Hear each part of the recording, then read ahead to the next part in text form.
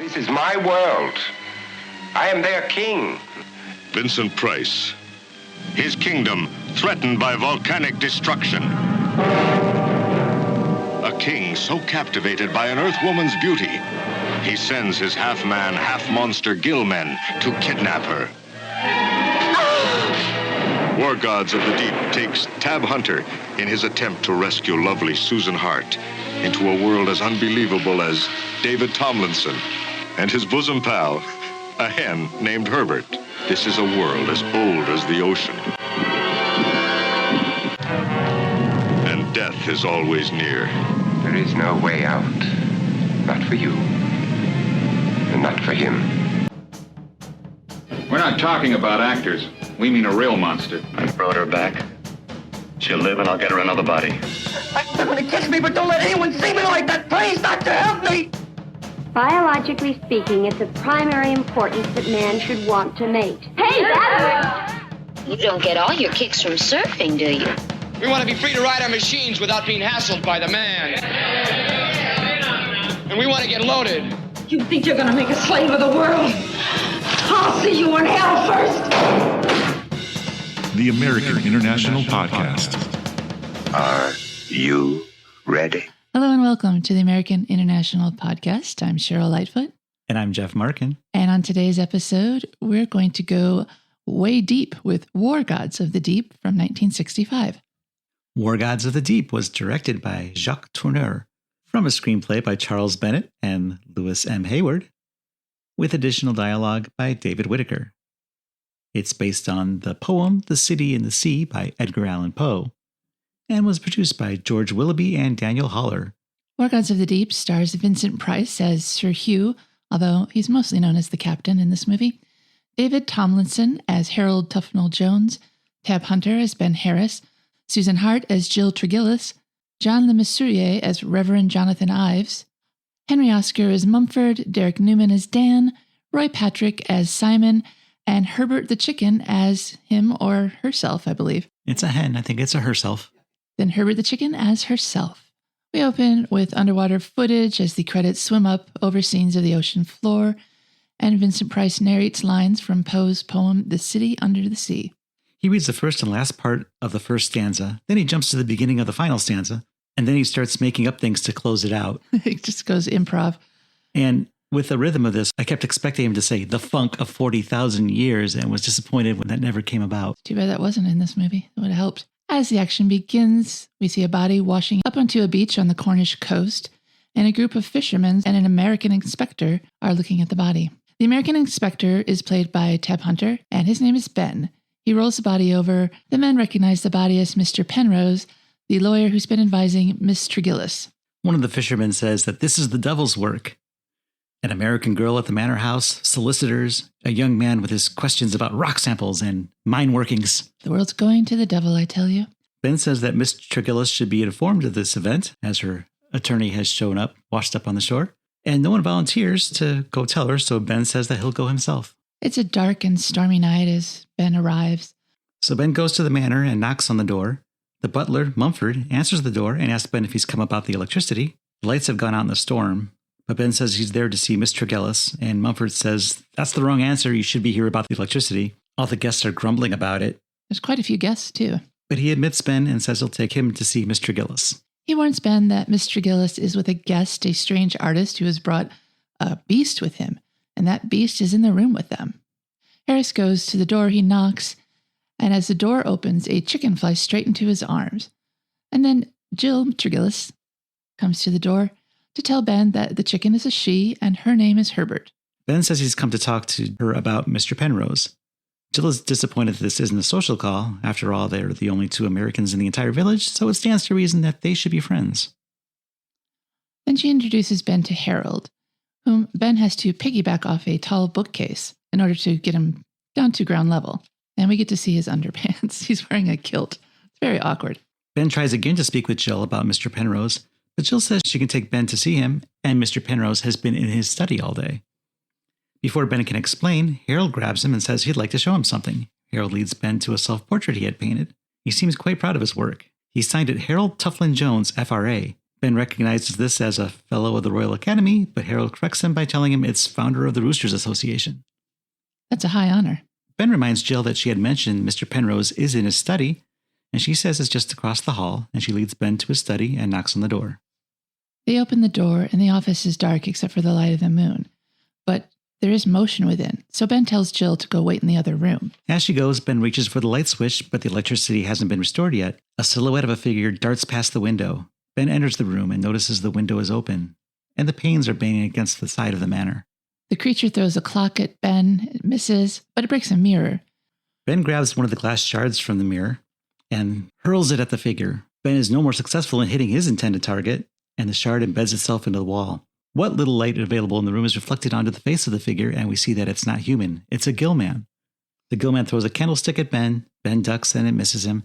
The gillman pushes a button, which opens a secret door behind a bookcase, and exits the room. Jill and Harold come running in to see what all the noise was about. Jill asks Ben if he's all right, and Ben asks if anyone went out through that door. As the lights come on, Jill says no. No one has left the room. Ben runs to the window, but looking down, he can only see the cliffs and the angry sea below. Ben closes the window, and Jill asks where Mr. Penrose is. Ben turns to her and explains that he found Mr. Penrose's body on the beach. Now we're back on the beach where the sailors are gossiping about death. They're talking about the body that washed up on the shore. It's just one of many that have done so recently. One of the fishermen talks of hearing ghost bells. He says it's Lyonesse, the lost city in the sea. That's an Arthurian legend, and a lot of Arthurian legend takes place in the Cornwall area. Another fisherman says that's an old wives' tale, but the first insists that when the bell sounds, it means death, and there have been other bodies. Back at the Tregillis house, Harold and Ben are tidying up. Ben notices that one book from the case is missing. Harold says that's not important. Those books go missing all the time, as do other things. For example, 50 years ago, the old rector vanished. He got lost in an old tin mine and was never seen again. The missing book, however, did contain a picture of Jill between its pages. Harold had drawn it and left it there. Ben notices that Penrose's death and the missing sketch have one point in common. Jill. They must be related. Harold thinks that Ben just saw an intruder and there's no relation at all. I wouldn't either. That's not enough to correlate. Well, he's definitely not something supernatural. But Ben says that he's a mining engineer and it's his job to notice things like that. And if he noticed something, it was there. That's why they pay him the big bucks. If he says he saw something, he means it. Harold, who's been wearing a kilt all evening, decides it's time to go put on some trousers. With legs on. Well, that's a given. Trousers have legs. Harold leaves with Herbert on his shoulder, but Herbert jumps down as Harold enters the hall, and Harold chases after the chicken, passing Jill in the hall. Ben asks what Jill's plan is. She's unsure. She was there to settle the estate, and that's what Mr. Penrose had been working on. Ben suggests she go back to the States where there's more people because clearly she's in danger here. She says she won't be running away, and he says she's stubborn. Ben goes to the window to make sure it's locked, and he finds physical evidence to corroborate his story. Seaweed on the floor. There you go again, says Jill. Ben says, all right, I'm imagining things, so I'd better believe it. And Jill says, maybe you should. And Ben follows Jill out of the room. They meet Harold in the hall. He's caught Herbert and hasn't yet had an opportunity to put on trousers with legs on. Jill says she's going to bed, and Ben and Harold bid her goodnight. And then Harold and Ben have a little chat about Jill. Harold is simply starry-eyed over Jill, who he calls a charming girl, just charming. Harold wants to go off to bed. Ben asks, would it be okay if he stays overnight? He'll sleep on a couch. And Harold does not object. Harold wants to go to bed early because he wants to start a new canvas in the morning, a sunset. Ben asks why he would start a sunset in the morning. And Harold says it's because he's a slow worker. Lightning strikes and thunder cracks. The sea is restless and the winds are picking up. A dog is barking in the distance, and Jill, wearing a very red cloak, is wandering the manor with a candle. She hears whispers coming from somewhere, and she goes to investigate. She's in the study when another gillman, or maybe the same one, grabs her and takes her away through a secret passage. This wakes up Ben, and he goes into the study to see what happened. He hears the sound of a door slammed shut and footsteps in the hallway, so Ben ducks behind the door. Someone enters, and Ben tackles him. It's Harold. He was chasing after Herbert again. At least he's wearing trousers this time. Ben finds more seaweed and correctly deduces what has happened. They've taken Jill. Ben insists that Jill went out the room through a secret passage, and Harold decides to humor him. He starts pressing buttons on either side of the fireplace. None of those work, but fortunately, Herbert the chicken is on the case and managed to peck at the right spot to open the secret passage door. on her first try. Ben looks down the passageway, but it's dark. Harold hands Ben a lantern, which Ben hurriedly lights. Ben expects Harold to follow them, so Harold baskets Herbert, and they start down the corridor. They follow a trail of water down some stairs until they end up in an enormous cavern.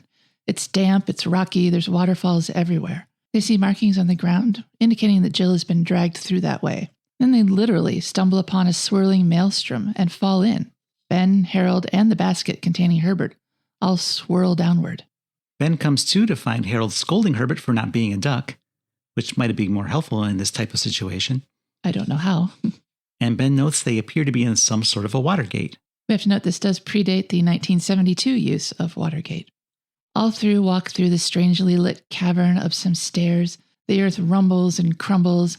A bridge they were about to cross collapses, nearly takes Herbert with him, but Ben manages to save the basket in time.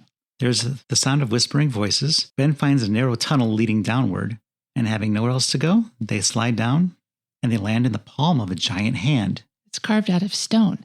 Through the fingers of the hand, they witness a scene where a man is voted to be a water sacrifice. He's tied to a pole as the waters rise, and then the other men leave him to his fate. Ben and Harold go down to try to help the man. As they jump down to ground level, water starts to pour in through the tunnel from whence they recently passed.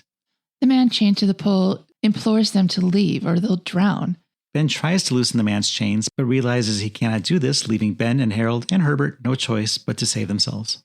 Ben wonders what kind of people would do something like this and feels bad about leaving the man to his fate. Still, they're there to find Jill, so they run off the only direction they can go. They find themselves in another room. Ben notices that the missing volume from Mr. Penrose's study is there. It's a book on seismology by J.S. Tilton. And he notices that it hasn't been brought through the sea. There's no water damage, indicating that there's another way into this chamber. Then Harold finds the sketch of Jill that he had left in the seismology book, and it too has no signs of water damage. A man appears in the chamber and Ben jumps him, demanding, "Where is she?" Then he punches the guy out before the man has the chance to even answer. There's another rumble as an earthquake rocks the room. Harold comforts Herbert. When two men appear in the doorway, the star of the show comes in, Vincent Price. We're 25 minutes into the film, and finally Vincent Price shows up. The Vincent Price character says, "You fight very well, young man." And Harold would like to know who he is addressing. The other man says, he be the captain. The captain yells at the man on the ground to get up and get out of the chamber. He mentions the maelstrom, and Harold asks how they can get back up to the house. The captain says there is no way out for Harold and Ben. Ben asks, does that go for the girl too? Is she even alive? The captain says Harold and Ben are to answer the questions, not ask them. Harold can't believe what he's hearing. No way out? The captain can't be thinking of keeping them there for good. The captain expects Ben and Harold to not only stay, but to help. Everyone is only as good as their usefulness there. He takes them to a window with a sea view. They see the rest of the city laid out in front of them. Ben asks if this is Linus, and the captain says, perhaps one name is as good as any other. And we can also see that there's a pulsing volcano not too far from the city. The captain points out the sound of hydraulic pumps. He explained that they were installed by the original builders of the city. When the city was destroyed by the sea, they developed the pumps to take energy from the volcano to provide fresh air, water, and heat. They lived in the city and the sea until most of them died. The few survivors evolved into the Gillmen. And we see two of them frolicking in the water outside. The captain says that he is their king, he controls them, and he is life to them, but also death, as is the volcano. He goes on to say that if the tremors continue, the pumps will stop and the city will die. The captain has been trying for years to come up with a plan to beat the volcano. He would stage raids upon the surface, looking for items that may help them. They took a seismometer to register the seismic activity, but it didn't tell them anything they didn't already know. He borrowed the book from the library about seismology, read it cover to cover, but it's all in vain. Nothing will help them, despite all he's heard about science in this century. This phrase makes Ben ask just how old are they? But the captain says that he'll ask the questions around here. He leads them back to the window and shows them a hunting party, which his men are directing. They're fishing, fish being the staple of the diets of the residents in the City of the Sea for obvious reasons. The Gillmen have been providing the inhabitants with food all this time, but since it's always seafood, the captain wonders how long it's been since he's eaten beef or chicken. At those last words, Harold tries to hide his Herbert basket behind his back. You want to turn him into drumsticks. Then we watch as the Gillmen and a man in a diving suit with a crossbow hunt fish. They successfully spear a couple of them. Ben asks about Penrose. The captain says that he liked him, but he was of no use. They gave him a diving bell and head start and sent him out to the sea. Captain says he had made it as far as the Golden Shrine, but his journey ended there.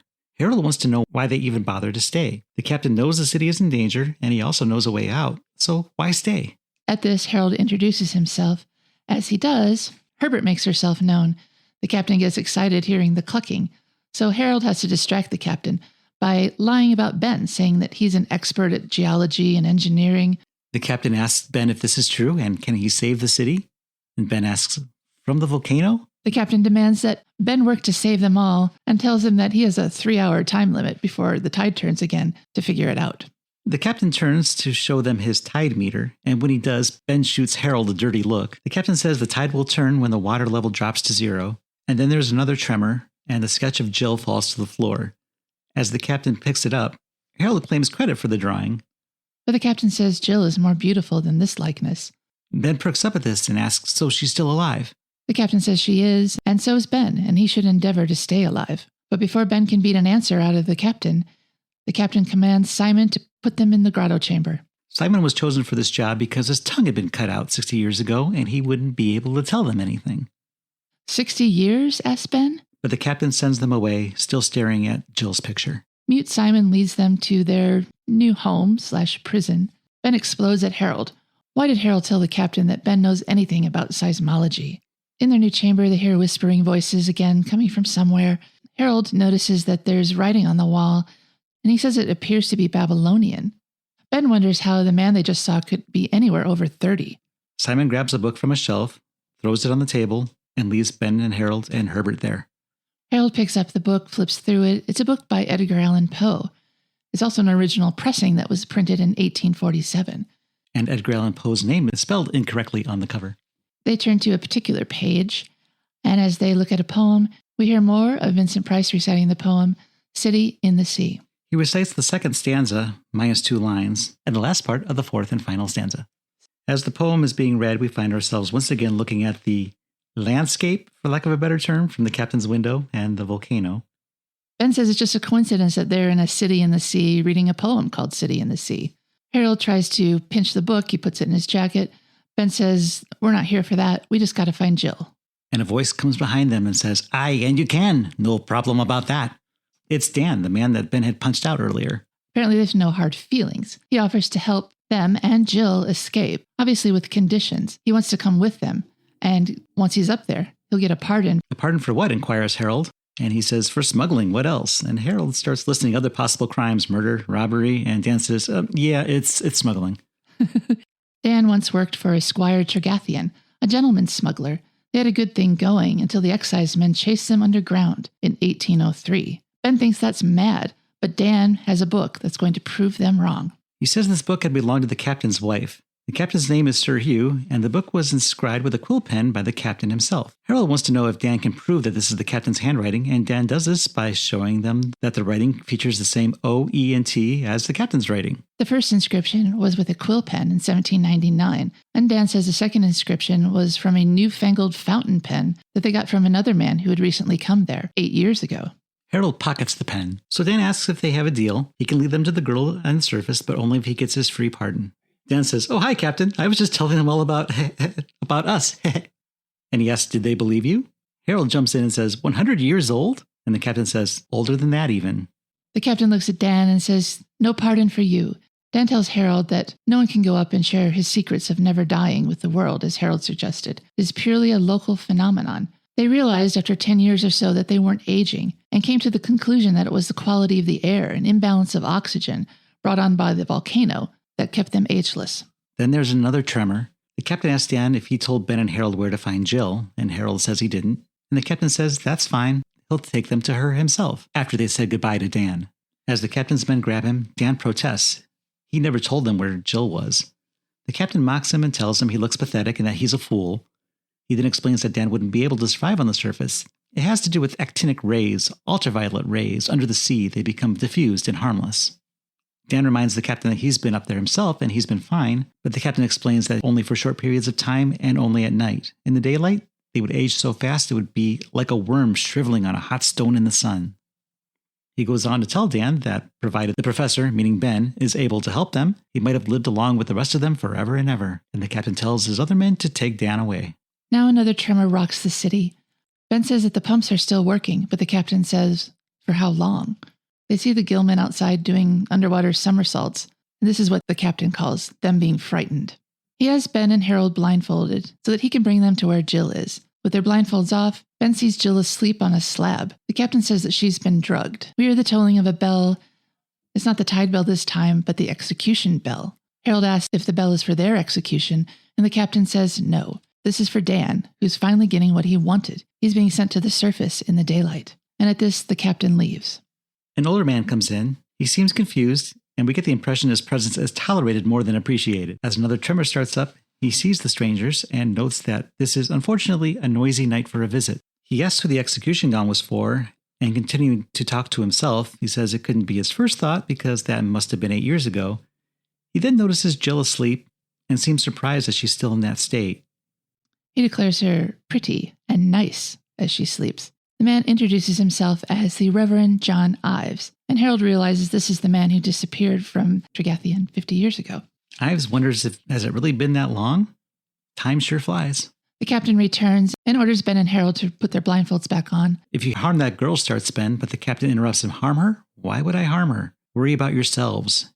You're to find a solution, remember? And they're taken away. After they're taken away, Jill starts to wake. The captain commands the Reverend to watch over her. Back in their chamber, Harold is excited about finding a way out. But not without Jill, says Ben. Harold says there's nothing to worry about because he memorized their steps back to the chamber. And since no one's guarding them, they go off to retrace their steps back to Jill. Harold covers his eyes, starts retracing his steps. He makes it 2 paces before he stumbles over a boulder. And deciding to continue without obstructing his sense of sight, he and Ben continue on. The captain is in his study. He unveils a portrait of Beatrice, who looks remarkably like Jill. Talking to the portrait, he says, "Never leave me again, not while I live." Harold finishes counting his steps, and he and Ben find themselves in the chamber in which Jill has been held. Ives has just given Jill a hot beverage.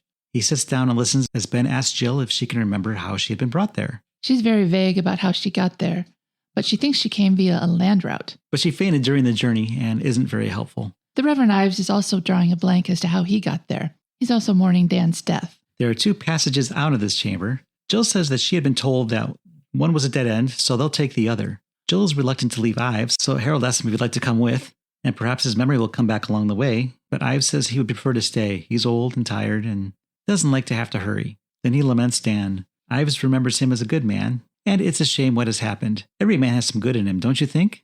The ground trembles again, and Ben and Harold and Jill and Herbert exit, leaving Ives talking to himself and contemplating the long life he has led. Almost immediately, Jill, Ben, and Harold are caught by the captain and his men. The captain says, "One of you is brighter than I thought," and Harold takes the credit for that. Harold, never one for modesty, says, "It's me, I'm the bright one." The captain smiles and says in that case, he's entitled to the reward. But the captain says the reward also applies to Ben, and he has Simon ring the execution bell for them. They are to be a sacrifice to the volcano. The captain knows it won't work, but he keeps the men happy to at least try something. Ben hears the pumps, and they sound different now. The captain agrees with this, but says that this changes nothing. He looks out the window, he holds up a lantern, and the gillmen outside look at each other and wave at the captain. "They have decided," says the captain. "You will be sent out just before the turn of the tide." Ben asks why wait for the tide. The captain says that'll give them a fair chance. They're also going to get a head start as they try to escape. Harold says that head start didn't help Penrose, and he wonders what about Dan. The captain says Dan was a traitor. Your only crime was curiosity. Ben asks if Jill is to be sentenced to death as well, and the captain says no. And don't try to get to her again. The passages will be guarded now, and at this he has Simon take them back to the imprisonment chamber. However, as soon as they're there and alone, Jill comes to see them. She's been helped by Ives. Ives says that they must leave now if they want to live. They need to get to the Golden Shrine by the turning of the tide if they're to survive. If they wait till they're released, they won't make it. The shrine is located in a cave about a half-mile away, just to the right of the volcano. He says that they must have arrived through a watergate chamber. There are diving suits there that they can use on their quest. It's dangerous, but it's just as, if not more dangerous, to stay and wait, so there's nothing to lose, really. Nothing ventured, nothing gained. The plan is for them to go to the watergate and put on the diving suits. They'll feel clumsy, but they'll keep them safe. They need to unlock the gate, and once out, they need to walk along the seafloor, and the glow of the volcano will help guide their way. Ben wants to know that if the volcano isn't active now, how can it guide them? And Ives says, well, that's just something you'll have to accept. In other words, it sounds like a you problem. If they get to the shrine by low tide, there'll be a path, and that will lead them up to Tregillis. Harold wants to know what they're going to do about the guards in the hall. And Ives says that the guards will be gone. Once the alarm goes off, all the guards will rush into this room to make sure Ben and Harold are still there. But they won't be, because they'll be hiding in the tower room. They'll sneak down past the guards and head to the Watergate chamber. Sounds like a perfect plan. Nothing could go wrong. Ives will be the one sounding the alarm in the tower room. Ben and Harold and Jill and Herbert will join him there as soon as the alarm is sounded. Jill doesn't know that once the men hit the surface, they're going to age and die, so she asks Ives to join them. Ives says he's too old to join them, and he recommends that Jill stay. They're not going to hurt her because the captain is obsessed with her due to her resemblance to his dead wife, Beatrice. But Jill's like, yeah, no, thanks. The rector says, give me 2 minutes and then go. 2 minutes later, the bell rings and they set off. Harold promises Herbert she'll be home in time for tea. On their way to the tower, Jill spots the portrait of Beatrice, who looks very much like herself, and she's mesmerized by the picture. Ben drags her away, and the tremors start again. The ceiling starts caving in, the painting of Beatrice falls to the floor, and a table is overturned. Jill, Ben, and Harold reach the Watergate chamber and get into their diving suits, ready to descend into the pool. Meanwhile, while responding to the alarm, the captain and a few of his men come across the unconscious body of Simon laying in the hallway. The captain is then alerted that Ben and Harold are gone, and the search is on. They mustn't escape, chants the captain. In the Watergate chamber, Ben is opening the gate. Harold wonders aloud how they'll find the volcano when it isn't giving off any light. And Ben says they'll figure it out. They put on their helmets and they all jump into the pool. As the door shuts behind them, the camera pans to show that the basket in which Harold has been carrying Herbert around has been left behind. Oh no, Herbert.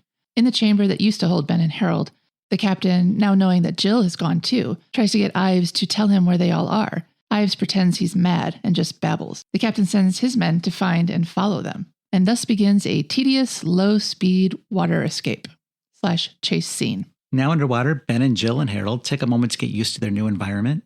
Harold is sharing his helmet with Herbert. Oh, Herbert's safe. Hooray. He's sitting on Harold's shoulder. By now, the captain has suited up as well, and he joins his men in this underwater hunt. This is a very long and very repetitive sequence. It goes on for about 10 minutes, and everyone's dressed alike, so it's difficult to tell who's who.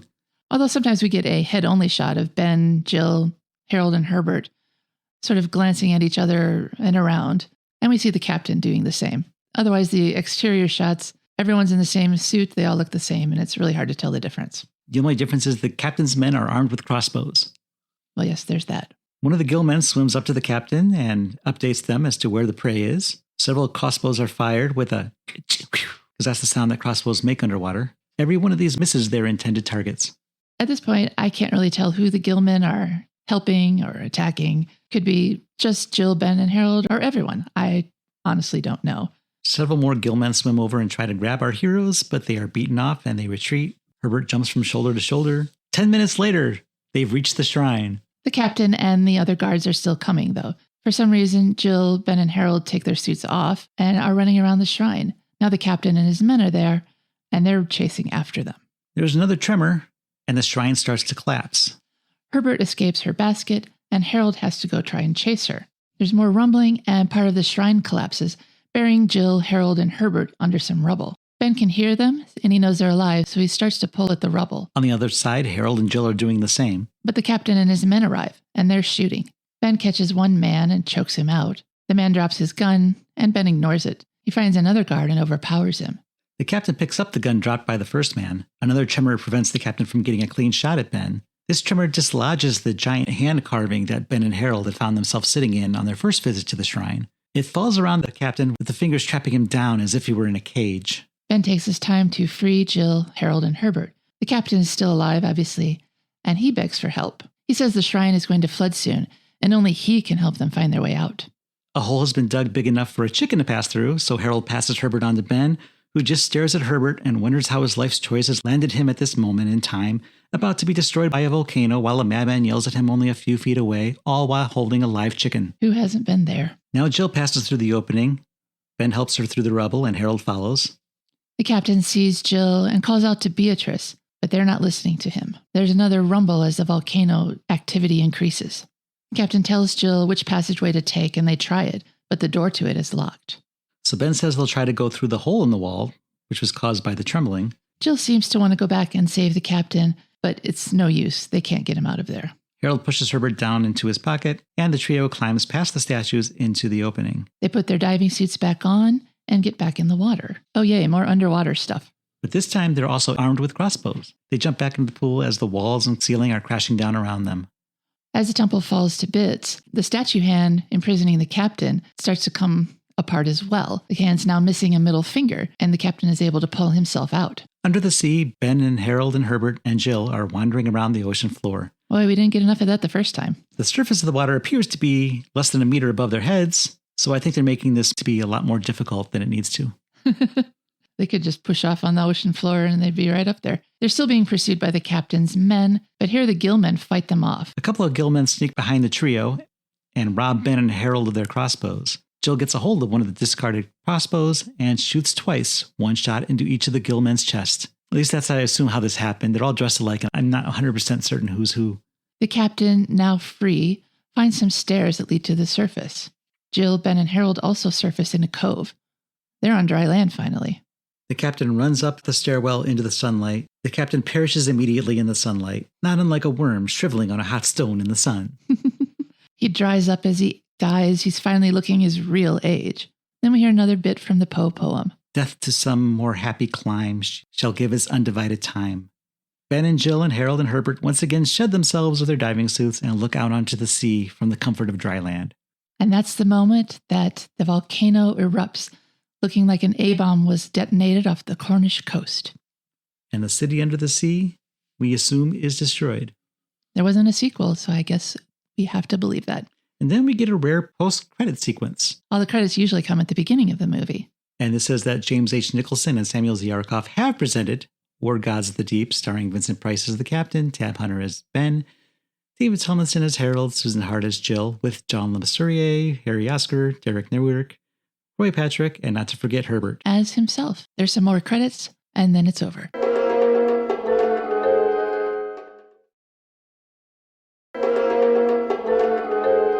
Welcome back to the American International Podcast, where we're talking about War Gods of the Deep from 1965. The other title of this movie is The City in the Sea. That's because it's based on a short story called The Doomed City by Edgar Allan Poe, written in 1831, and also his short story A Descent into Maelstrom, which was published in Graham's Magazine in May 1841. It was from these stories that his poem The City in the Sea was taken. The movie was more like the Disney-filmed adaptation of Jules Verne's 20,000 Leagues Under the Sea, and Vincent Price had previously starred as Robert in Verne's Master of the World in 1961 for AIP around 4 years earlier. War Gods of the Deep bears a close resemblance to Master of the World and Verne's 20,000 Leagues Under the Sea than it does to the Poe poem. In Italy, City in the Sea was entitled 20,000 Leggo Sotto la Terra, or something like that, which translates into the English language as 20,000 Leagues Under the Earth. This adaptation of the Poe source poem was greenlit with the intention of cashing in on the 1960 cycle of Poe pictures. This had been a decade which had already featured 7 Poe pictures, first released prior to the 1965 movie, and every one of them had starred Vincent Price, which also headlined this Poe picture, except for Premature Burial, of course. AIP, which had a Karloff Lovecraft film that would be released as Die Monster Die in development, claimed to believe that horror movies were passé, telling The Hollywood Reporter that, as far as we are concerned, from now on it'll be adventure stories. Other studios had had a success with Jules Verne stories, but AIP's coming attractions like The Time Travelers and Operation Snafu paled by comparison. War Gods of the Deep was a way to appeal to the audiences of their major genres by including action, comedy, Poe, and a beach, though not a bikini beach. AIP's original plan was to have Roger Corman helm this project, but after 6 Poe films for the studio, Corman was done.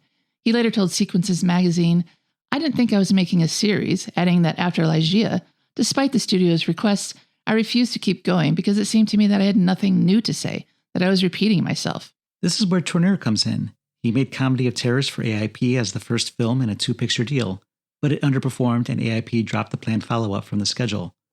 But then Tourneur's next project, Genghis Khan, was shelved, and Corman's departure gave AIP the perfect opportunity to get a second film out of Tourneur. Shooting took place in the United Kingdom, with a second unit filming underwater scenes in the Bahama Islands. That's why there's so much coral and tropical fish and flora. Charles Bennett says he wrote a good script, and AIP wanted him to come to Britain to work on revisions, but would not pay his way. This led to the script being rewritten in Britain by Lewis M. Heyward, also known as Deke. Heyward rewrote the movie's screenplay under instructions to add humor, stating that the addition of comical characters Harold Tufnell-Jones, played by David Tomlinson, and we assume Herbert, was his doing. Bennett hated the changes and called the resulting film the worst thing I was ever involved in. According to Susan Hart, Charles Bennett's original script was good, and there was tension between producers Dan Holler and his British counterpart George Willoughby. Willoughby wasn't consulted when Heyward informed the film's department heads about the changes in the script, and he walked out in protest. Deke Heyward confirmed this tension and admitted to rewriting the script to add humor. In particular, he said he added the comic chicken, as we said, and introduced David Tomlinson's character. And Heyward says this is why Willoughby quit.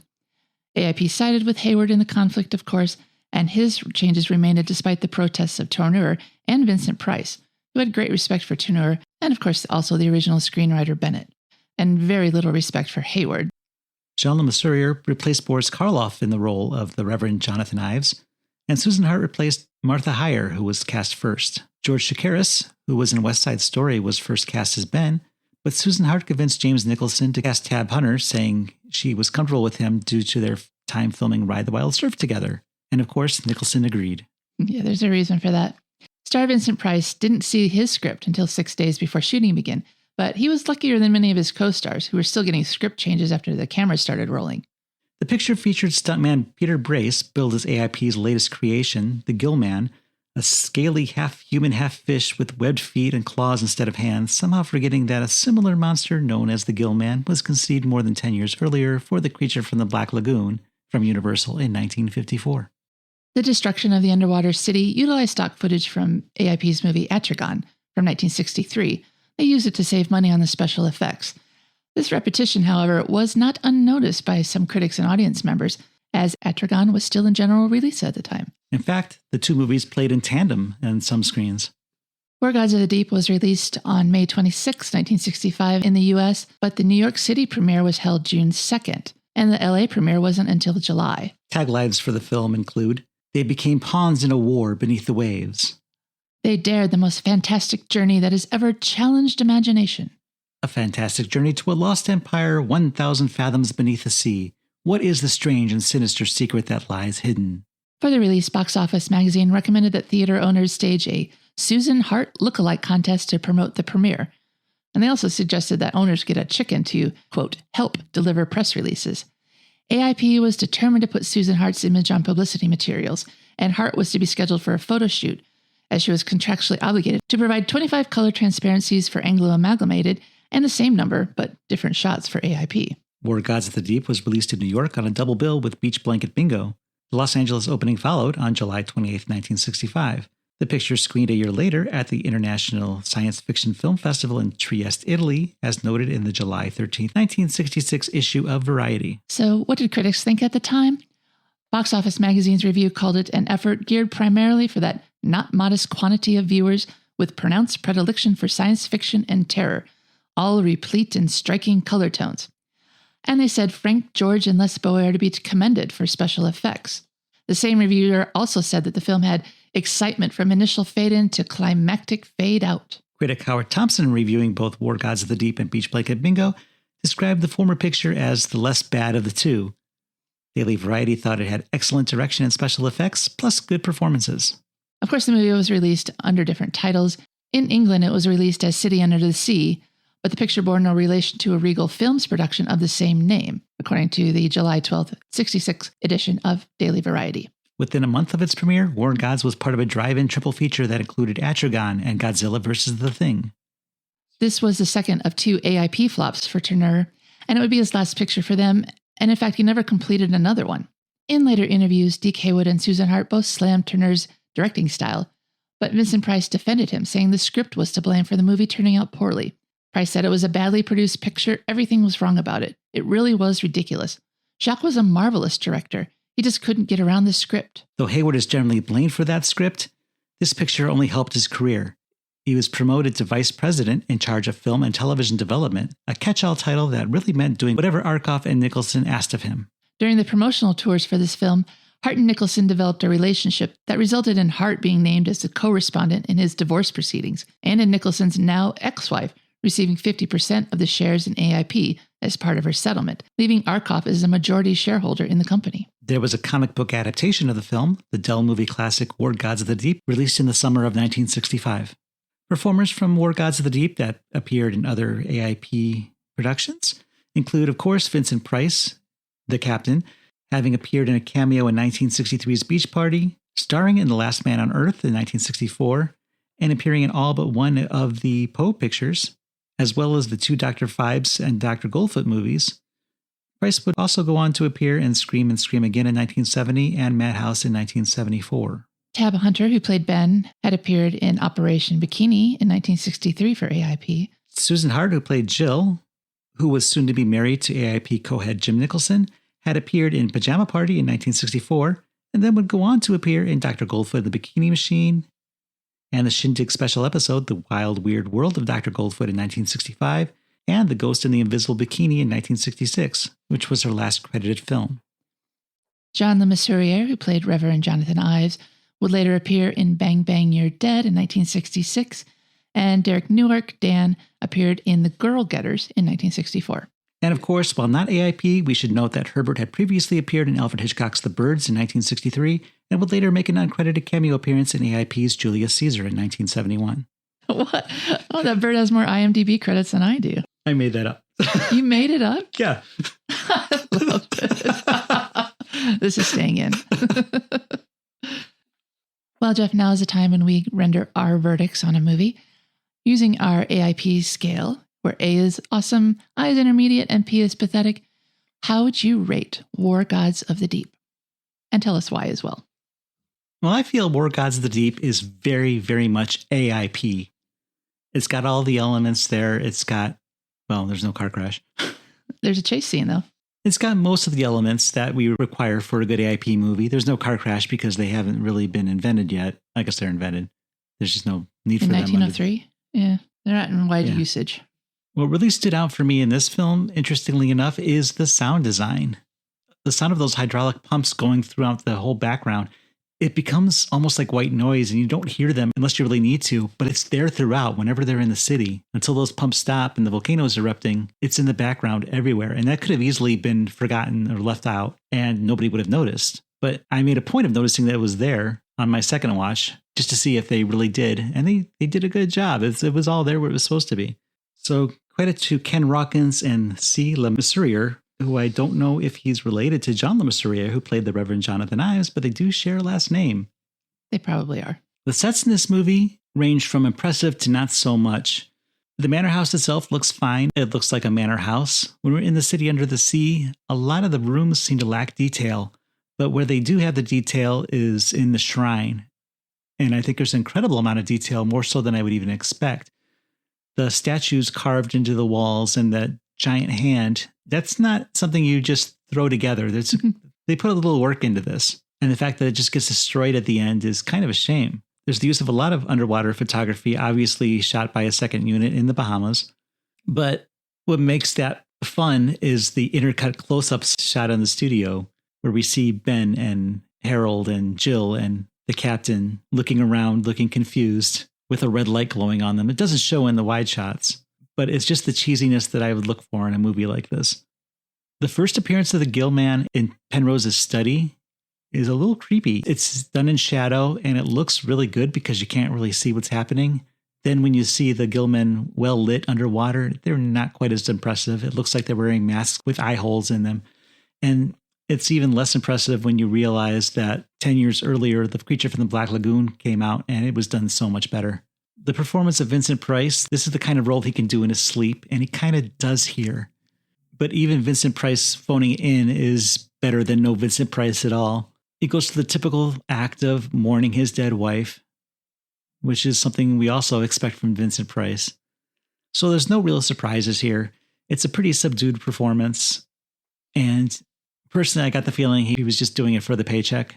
Tab Hunter, I don't think he's a good actor.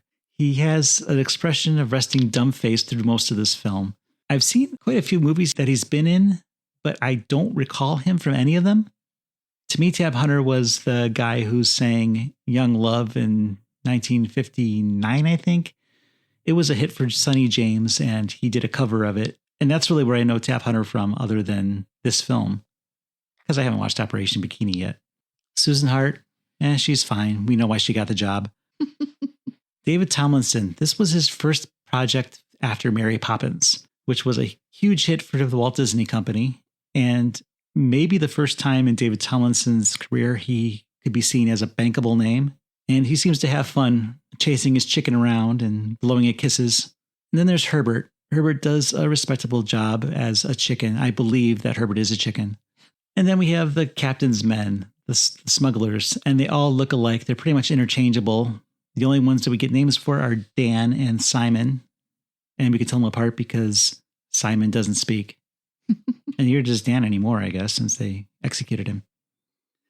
So that basically says a few positives and a lot of negatives that I noticed while watching this film. But all in all, I think it's a good story. I might make some changes. I might shorten that 10-minute underwater chase sequence when you're not really sure exactly what's happening. But I guess underwater footage is expensive, so they probably wanted to use as much of it as possible. Or maybe they just were trying to pad out the film to an hour and 24 minutes or however long this is. But the story is good. Vincent Price is essentially playing Captain Nemo, and he doesn't necessarily seem too into it, but I was. I enjoyed the story, and despite all its flaws, I'm giving it an A. What do you think, Cheryl? I think this is a fun adventure movie, but as everyone else has already said, it really doesn't have a lot to do with Poe. Still, a city full of ageless bachelors living in a volcano-adjacent compound under the sea is a great place to set a film. The movie comes with a built-in mystery to solve and some creepy monsters, I guess, which gave our hero something to fight against. And the impending volcano eruption provides a lot of tension, as we know there's no way to stop it. There's only the question of when will it erupt, who will escape the blast radius, and how. Tab Hunter is a suitably bland hero in the tradition of movie leads that are really just there to be the muscle. And Susan Hart does the most she can with the little she is given to do.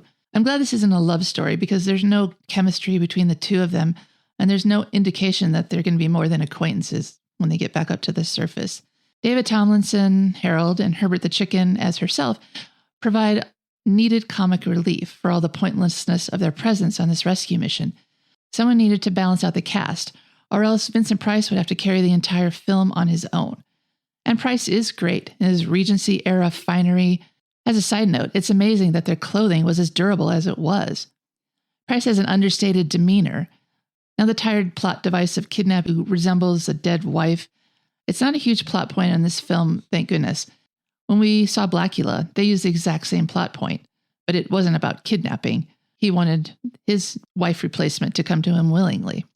But here, it's not really the captain's main focus. What he wants to do is protect his people. Obviously, this movie has a lot of problems. The main hit against the movie is the interminable underwater chase scene. First, they are walking through water. Why not swim? The first underwater stroll takes an unbelievable 10 minutes to play out, and it's padded out with dialogue-free close-ups of Hunter, Hart, and Tomlinson and the chicken just looking around. They're not doing anything. Their expressions are almost always blank, and they reuse the shots several times. It's just stupid. Now, the Gilmen are in on the chase, and they sometimes pester our heroes. They slow down the guys with the crossbows, but maybe they're also attacking our heroes.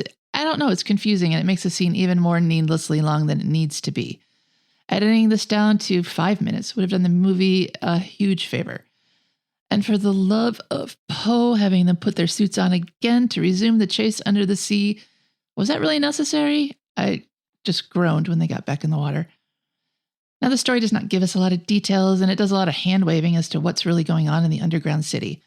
It doesn't even have a name. The captain says it might be Lyonesse, which is the city mentioned in Arthurian myths, but what's in a name? Personally, I love the Arthur story, and it would have been great to tie it into that. If they had added a little bit more of Arthurian legend, maybe Galahad is down there or something, that would have been super cool.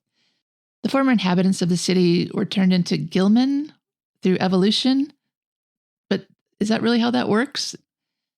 This was in the captain's lifetime, and evolution usually takes millennia to make a major change. Now the captain is their god, and even though they are aquatic, they can also go topside in order to procure replacement wives for their boss. There's a gold shrine off the coast of Cornwall. It's easily accessible from the shore, but no one's noticed it before. And there's also a huge volcano that's causing massive tremors, but no one who lives in the cliffside town is aware of any of this. It all seems highly unlikely. This movie was set in Cornwall, where sailing is the major industry. That means ships are constantly going out from the port and coming back. And no one's ever noticed any of this. They've never noticed there's a volcano pulsing red. It's just unbelievable that this isn't part of the local legend. Having said all that, I think it's okay if we just go with it. It's a Vincent Price movie. The sets are cool. And Price, though understated, is commanding on scene. So it's enough. It's a fun adventure. It's slight, although it should have been shorter. And Vincent Price is there. I give it an A2. I like close-ups of the people in the helmets. I hated those. They reused them. It was so dumb. It was like... And then the chicken was here, and then chicken was there. We never saw him transitioning from shoulder to shoulder. I don't know. I thought that was that was pointless. Like my favorite part of the whole movie. How really? Bad it was. Yeah. Well, it's amazing that we came to the same conclusion given that. Well, if you have a different conclusion, we'd love to hear it. You can contact us through the link listed on the show notes. And now we're going to wrap it up. For the American International Podcast, I'm Cheryl Lightfoot. And I'm Jeff Markin. And we'll meet you at the drive-in. Follow the American International Podcast on Instagram and Letterboxd at AIP_pod and on Facebook at facebook.com/American International Podcast. The American International Podcast is produced and edited by Jeff Markin. A man whose mind is distorted by hatred. And Cheryl Lightfoot. A girl hungry for too many things.